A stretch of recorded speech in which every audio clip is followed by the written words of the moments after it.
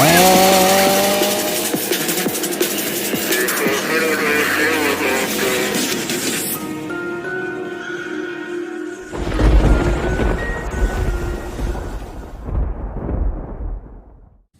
guys, and welcome back to another video. So in today's video I'm going to be talking about my overall thoughts and review of the Halloween season, such as Thorpe Park Fright Nights, Chessington Halloween and more.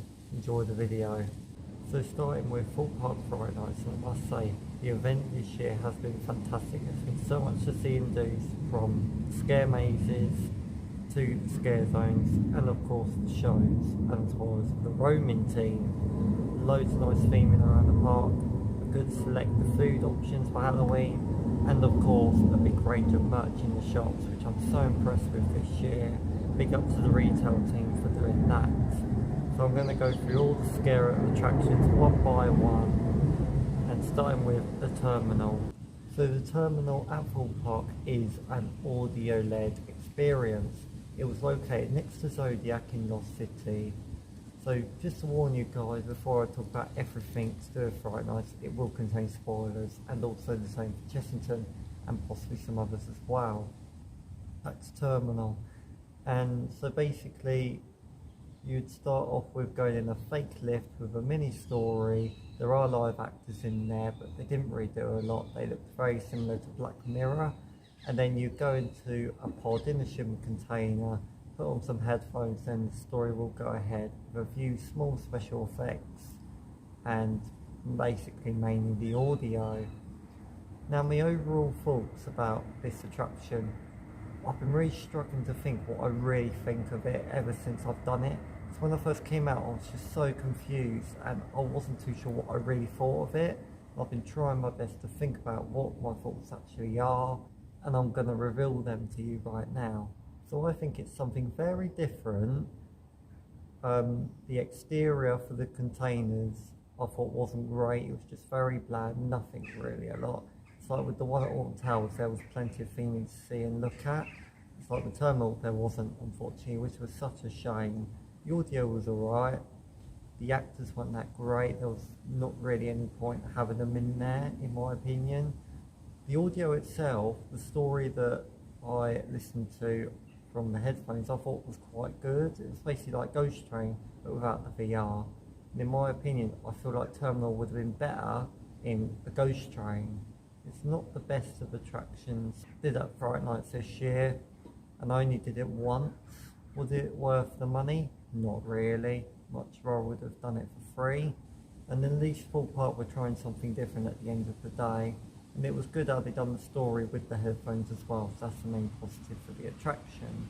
So my overall thoughts with Terminal really are, it's an okay attraction. Next up, the Crows of Morecambe Meadow, back for its second year, and it's an award-winning scare zone. And I must say, I was really impressed with the Crows this year. It took me a while to really enjoy it a lot, but the more times I did it, the more I really enjoyed it. It was good how there was two different layouts. I really wasn't expecting that. Of course, you had the same layout as last year, and then you went through the Saw Alive queue line with some theming in there and a few crows. Really enjoyed Crows this year. There was a good pack of actors as well, and they were also roaming the park before the Morecambe Meadows opened, and I must say they were just as good as how they were roaming in 2020, and I'm glad they brought them back to roam. I wasn't expecting it, to be honest, and it was also good to see them on the crosses. I didn't catch them in Amity, unfortunately, but if they do come back next year in the R-Roam, I'll be sure to look out for them on the crosses in that area. Next up, Creek Freak Massacre. Creek Freak Massacre is one of Thorpe Park's main horror mazes, and it's in its last year in Old Town. It's been at the event last year and 2019. It missed 2020 due to the pandemic. And it was good, not as good as 2019, but it was still a very strong maze. I always like running out the finale with the chainsaws. I am going to miss the maze, but in my opinion, yes, it's only had 3 years, but it has had its time a little bit, not the buckwheats.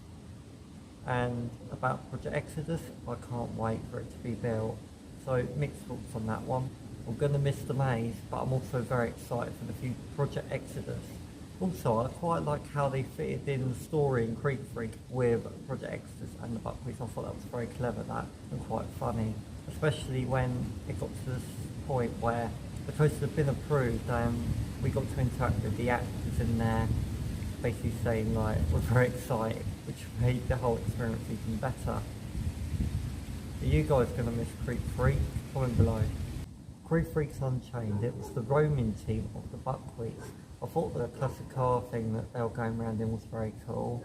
And I thought it was a nice idea, something different for the park to do, but it wasn't the best in my opinion. I thought it just wasn't really for me, Creek Freaks Unchained in my opinion. I much prefer them in Creek Freak Massacre. Moving on to trailers. Trailers is Thorpe Park's new maze from last year, and I've got mixed thoughts on this year's maze. It's basically the same as last year, but an update with the story. Basically, all the scenes are sequels. It was good. Most of my run-throughs were really good and strong, but there was the one run-through where it was very tame. And I went to Jack Silkstone's Unlocked event, and on my last run-through of trailers, I went all on my own, and it was insane. I really enjoyed it. It was very intense in some scenes, like the finale. I got chased out, cornered. It was so cool. And if trailers comes back next year, I would like to see it get updated, like swap scenes around, maybe get rid of a few and replace with brand new ones, like maybe a platform scene or a Creek Freak scene. Who knows, we'll have to see next year, but I really enjoyed trailers mostly this year.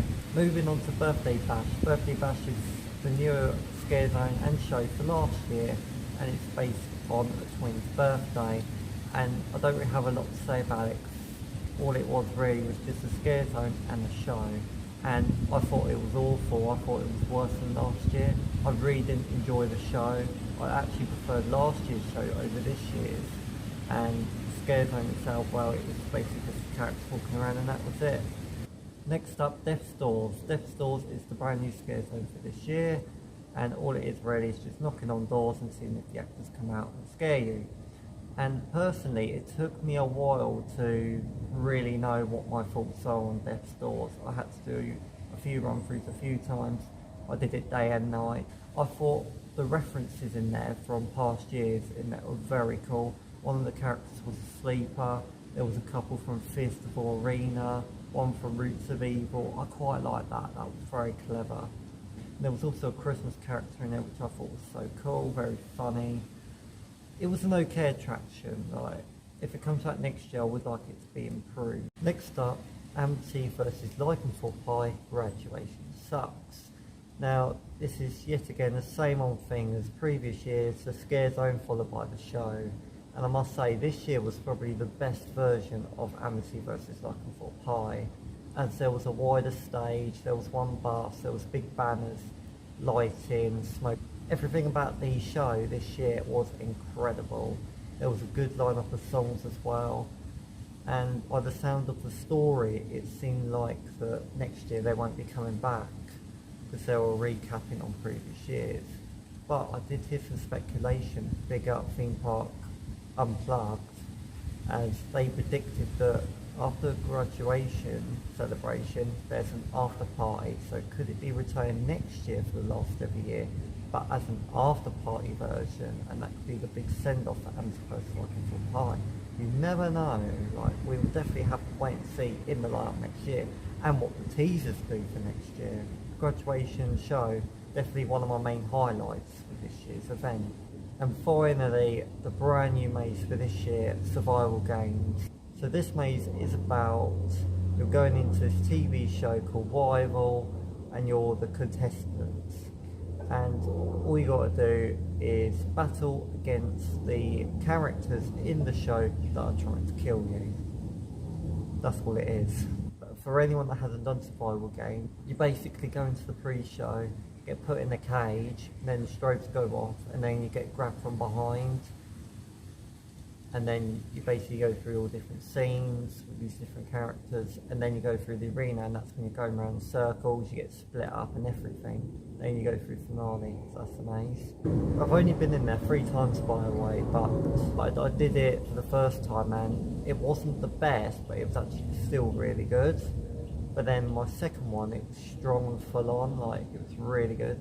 And my last run through was just really disappointing and tame. I think it's a good addition to the park.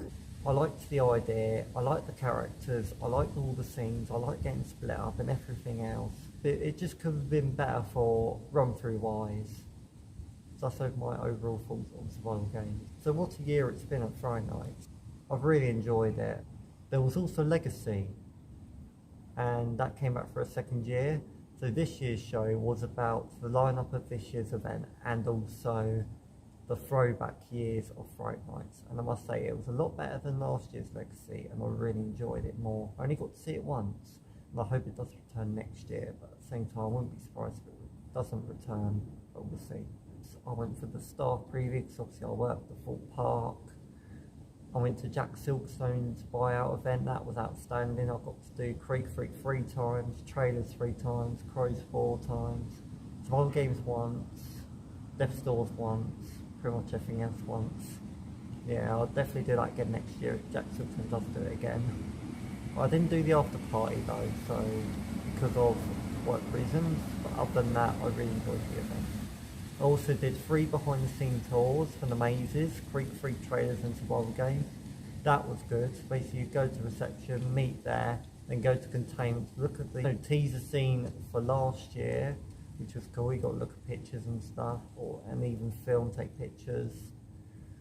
Then you go to the maze, and then you go back to containment to get your benefits, so like free entry to the maze and postcards from trailers, and even a poster from that maze as well, which is very cool. So behind the scenes tours in general, yes, they're very expensive. So Creek Freak was £45, trailers 50, Survival Games was £55. Yes, they were very expensive, but it was actually worth it because you get so much out of it. Like, you get to go into containment, you get to go behind the scenes, you get to film records, and you even get some extra bits like a poster, postcards, free entry to the maze. Like, what more could you want from it? Like, I think that's good value actually. And also did some general days out as a guest as well. So that is Fright Nights 2022, and hopefully next year will be even stronger. Start Chessington Halloween. This year's event was definitely a very decent one for this year, as most of it was more aimed for the younger families. So there was more shows to see and watch, and as well as a few other attractions as well. So I watched one show in Moldasia, and that was Bang Yang Fire and Dance Show. That was brand new for last year, and it's returning again for this year with an extra actors in it, different lineup of music, and more fire effects as well, and a new smoke effect. It was incredible, like from start to finish, it was outstanding, and I really hope it returns next year. It was definitely my highlight of the event actually, my favourite show out of everything this year in fact. I even did a few walkthroughs. I went through Fire Villages, but only before 3 o'clock. It was alright. There was some brand new scenes in there, which it felt like a proper vintage village.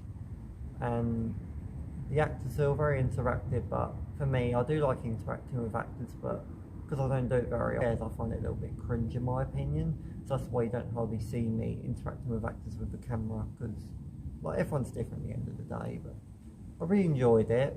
I'm glad it returned. I thought it wasn't going to return this year, but the scenes have definitely improved in there. And I heard After Dark was good as well. Unfortunately, I never got to do After Dark due to different reasons, but it would have been good to have done. Next up, Creepy Caves. Now this is completely different for this year, as it's back to its normal layout from 2019, but with a brand new storyline and new characters. To me, the storyline and the run through, it felt like the aftermath of Creepy Caves Unearthed, as this time Dr. Burke is no more, and it's very similar to Unearthed, but a different story, new characters in there from Unearthed, and then a brand new finale where you push a button, shows go off and the actors come running in, and then you go out. There's 2 different versions to Creepy Caves. You've got before 3 o'clock and after 3 o'clock. Before 3 o'clock you get told the story, and then the actor that does the pre-show guides you through the maze and also into the finale. Then after 3 o'clock you get the story, but before you get guided through the maze, the actor does the pre-show, gets grabbed, and then you've got to guide yourself through the maze and into the finale. and also after 3 p.m. run through was a lot more darker than before, and the actors were a lot more intense. Personally, I think Creep Caves was a good addition this year. Definitely improved and stuff. Great scenes, great scares, especially the finale. The finale was definitely my favourite compared to all the others they have done over the years. But in my opinion, I think Resurgence was a lot better than that with the characters, because there was the mask and they were a lot more crazy and more bouncy. That's what I liked about Resurgence. So in my opinion, Resurgence crowns it for me, even though this year's version was very good. So that's the Halloween season over. What was your favourite scare attraction? What was your favourite park? What was your favourite scare zone, show, and everything else? I'd like to know. And be sure to like and subscribe for more future videos. My name's Liam. See you in the next one.